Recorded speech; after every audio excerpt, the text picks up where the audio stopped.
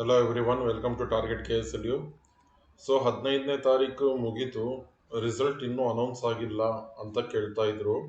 ಇಷ್ಟೊತ್ತಿಗೆ already results announce ಆಗಬೇಕಾಗಿತ್ತು. ಯಾಕಂದರೆ ಈಗ ರಿಸಲ್ಟ್ ಅನೌನ್ಸ್ ಆದ ನಂತರ ನಿಮಗೆ ರಿವ್ಯಾಲ್ಯೂಯೇಷನ್, ಫೋಟೋ ಕಾಪಿ, ಚಾಲೆಂಜ್ ವ್ಯಾಲ್ಯೂಯೇಷನ್ಗೆ ಒಂದು 15 ಡೇಸ್ ಟೈಮ್ ಇರುತ್ತೆ, 12 to 15 ಡೇಸ್. ಆಫ್ಟರ್ ದಟ್ ನಿಮಗೆ ಅಲ್ಲಿಂದ ಇನ್ನೂ ಒಂದು ಮಂತ್ ತಗೊಳ್ಳುತ್ತೆ ರಿವ್ಯಾಲ್ಯೂಯೇಷನ್ ರಿಸಲ್ಟ್ಸ್ ಬರಲಿಕ್ಕೆ. ಆಫ್ಟರ್ ದಟ್ ನಿಮಗೆ ನೋಟಿಫಿಕೇಶನ್, ಎಕ್ಸಾಮ್ ಫೀಸ್ ಪೇ ಮಾಡಲಿಕ್ಕೆ ಕೊಡ್ತಾರೆ. ಎಕ್ಸಾಮಿನೇಷನ್ ಫೀಸ್ ಪೇ ಮಾಡಿದ ಮೇಲೆ ಟೈಮ್ ಟೇಬಲ್ ಬರುತ್ತೆ 15 ಡೇಸ್ ಬಿಫೋರ್. ಆಮೇಲೆ ನಿಮಗೆ ಎಕ್ಸಾಮ್ಸ್ ಕಂಡಕ್ಟ್ ಆಗೋದು. ಸೊ ಅದರ ಪ್ರಕಾರ ನೋಡಿದರೆ ಜೂನ್ ಮಿಡ್ಡಲ್ಲಿ ನಿಮಗೆ ಎಕ್ಸಾಮ್ ನಡೆಯುತ್ತೆ. ಆಲ್ರೆಡಿ ಮಾರ್ಚ್ ಇದು, ಏಪ್ರಿಲ್ ಮೇ 2 ತಿಂಗಳಿರೋದು, ಜೂನ್ ಮಿಡ್ಡಲ್ಲಿ ಎಕ್ಸಾಮ್ ನಡೆಯುತ್ತೆ.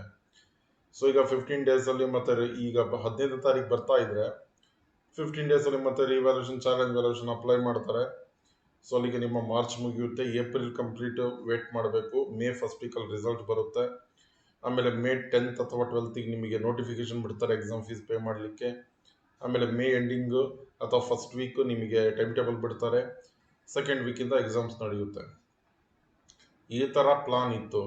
ಬಟ್ ಯಾಕೆ ಇನ್ನೂ ಡಿಲೇ ಆಗ್ತಾ ಇದೆ, ಇನ್ನೂ ಅಪ್ಡೇಟ್ ಆಗಿಲ್ಲ ಅಂತೆ.